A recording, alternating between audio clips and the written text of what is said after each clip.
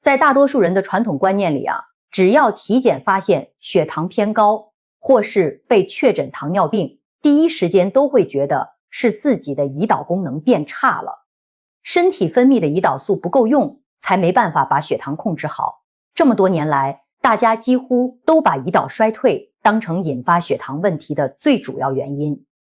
平时想办法控糖，也全都围着修复胰岛、补充胰岛素、养护胰岛细胞来做，很少有人往别的地方去想。但就在今年2月份，医学界公布了一项重量级的最新研究成果，直接打破了大家坚持几十年的老想法。这项研究非常前沿，别说是普通老百姓，就连不少非专科的临床医生都不一定及时了解到，因为研究刚发布不久，只在专业医学期刊和科研圈子里流传。平时不关注最新医学进展的人，根本没机会接触到。这项重要研究是复旦大学与西安交通大学的科研团队共同合作完成。相关成果正式发表在国际顶级医学期刊《细胞报告医学》上面。懂行的朋友都知道，能被这本期刊收录的研究，从实验设计、数据收集到结论验证，都要经过多轮严格审核，可信度与专业价值都非常高，完全可以作为健康科普与临床研究的重要参考。这项研究最让人意外的地方，就是提出了一个和日常认知完全不同的结论。有很多血糖偏高的人，问题根本不是出在胰岛上面。胰岛并没有大家想象中损坏的那么严重，真正影响血糖稳定的关键位置，其实是我们的大脑。很多被血糖问题困扰的朋友，心里一定都有过这样的委屈，甚至会觉得特别不公平。身边有些长辈一辈子吃饭格外小心，甜的东西、精米白面、油腻菜肴几乎都不碰，每天按时出门散步活动身体，自律程度让人佩服。可血糖还是忽高忽低，试了很多方法都没办法长期稳定。再看看身边另外一些人，吃饭从不忌口，想吃什么就吃什么，也没有特意运动养生，血糖却一直保持平稳，从来不用为控糖的事情操心。同样都是普通人，同样每天吃饭摄入碳水化合物，为什么有的人轻松稳住血糖，有的人拼尽全力还是控制不住？单纯用遗传、体质不同来解释，根本说不通，也没办法让大家真正信服。而这项2所高校联合开展的研究，刚好给出了最根本的答案。人与人之间血糖控制能力的差距，不在于吃的多不多，运动够不够，而在于身体最高指挥中心大脑的代谢调节功能出现了偏差。说得更具体一点，就是大脑深处一个名叫下丘脑的部位功能出现了异常。很多人活了大半辈子，只知道大脑用来想事情、记事情、控制情绪和肢体动作，完全不知道下丘脑这个部位的存在，更想不到它和血糖、糖尿病有着密不可分的关系。我用最简单的话跟大家把大脑结构讲明白。人的大脑主要分为4个部分，分别是大脑、小脑、脑干和间脑。我们平时思考问题、产生情绪、抬手走路，都是大脑在发挥作用。而下丘脑就属于间脑的一部分，它体积很小，藏在大脑深处，位置不显眼，看起来不起眼，却掌管着全身的代谢与内分泌，是身体里非常关键的调节中心。它有2个无法替代的重要作用。第一，它是全身内分泌的总开关，身体里所有激素的分泌时间、分泌节奏、分泌数量全都由它统一协调控制。第二，它是全身代谢的大管家，我们的血糖水平、食欲好坏、身材胖瘦、体温高低、日常消耗热量的速度，全都由它负责调节。正是因为下丘脑有这么重要的功能，才让每一位血糖偏高的朋友出现不一样的身体反应，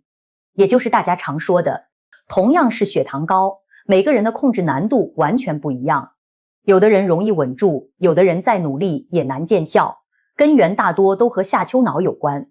下丘脑就像一个可以切换模式的总开关，会给身体设定2种固定的运行状态，这2种状态会在人的一生中反复切换。一种是储存能量、节约消耗的模式，另一种是燃烧脂肪、帮助降糖的模式。如果你的下丘脑把身体固定在储存能量的模式里，那就算后天再努力控制饮食，坚持运动，效果也会很有限。哪怕刻意少吃主食，减少热量摄入，每天坚持出门锻炼，身体还是会本能的储存能量，堆积脂肪，留住血液里的糖分，血糖降不下来，体重也很难减轻，还经常觉得浑身没力气，精神不好，越刻意控糖，身体越疲惫，改善效果微乎其微。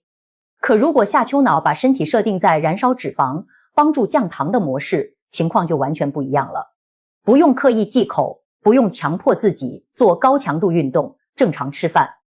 日常简单活动，身体就会主动燃烧多余脂肪，消耗掉血液里多余的糖分，血糖自然保持平稳，身材也不容易发胖。生活里我们经常听到有人说，有的人喝白开水都容易长肉，有的人经常吃好吃的却一直不胖，血糖也很稳定。表面看是体质不一样，深层原因其实就是下丘脑设定的代谢模式不同。了解完下丘脑的作用，大家一定很好奇，这个决定胖瘦、影响血糖的模式开关到底由什么来控制？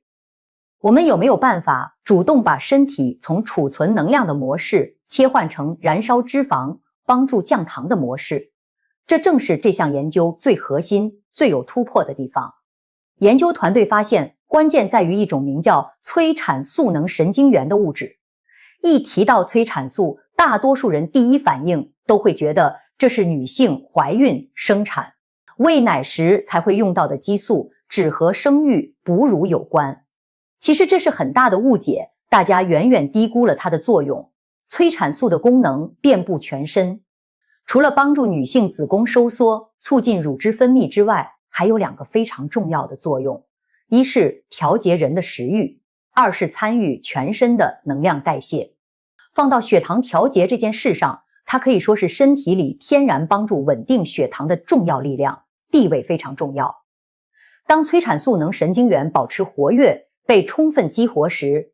会立刻联动身体的交感神经系统，向全身的棕色脂肪组织发出工作信号。棕色脂肪可以理解成身体里自带的燃烧脂肪、消耗热量的小工厂，一旦接到指令，就会加快运转，提升身体产热速度，主动消耗血液里多余的葡萄糖，同时分解堆积的脂肪，一边帮助稳定血糖，一边减少脂肪堆积，让血糖慢慢保持平稳。反过来，如果因为年龄增长、压力过大、作息不规律等各种原因，导致催产素能神经元活性下降，进入休眠状态，整个调节链条就会中断，身体会自动启动保护机制，快速切换到储存能量的模式，开始大量储存热量，留住糖分，堆积脂肪。到了这个阶段，单纯靠少吃、多运动很难对抗身体本身的代谢规律。就算再严格控制饮食，再坚持锻炼，血糖还是容易偏高。控糖的过程会变得特别辛苦。简单总结一下，催产素能神经元就是下丘脑控制身体燃烧脂肪还是储存糖分，容易发胖还是保持身材的核心关键。讲到这里，大家最关心、最实用的问题来了。到底是什么物质决定催产素能神经元是保持活跃，还是进入休眠？这正是复旦大学和西安交通大学这项研究最重磅的发现。科研团队经过大量实验，反复验证，最终找到了关键源头。在下丘脑内部有一种特殊物质，全名叫做苹果酸脱氢酶2，简称为 MDH2。它属于一种辅酶，存在于人体细胞的线粒体当中。线粒体可以理解成每个细胞的能量加工厂，而 MDH2 就位于这些能量工厂里，全程参与细胞的能量代谢过程。其实很早以前，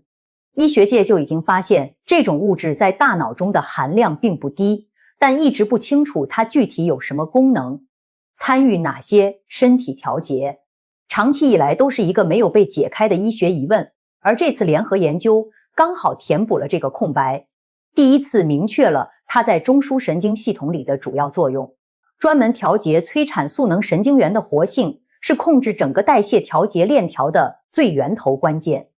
整个身体调节血糖的逻辑一环扣一环，非常清晰。只要能够合理抑制苹果酸脱氢酶2，也就是 MDH2 的活性，就能快速激活催产素能神经元，让身体交感神经系统正常工作，全身棕色脂肪组织加快运转，提升产热与消耗速度，血液里多余的葡萄糖被及时消耗分解，血糖就会慢慢下降，并且长期保持稳定。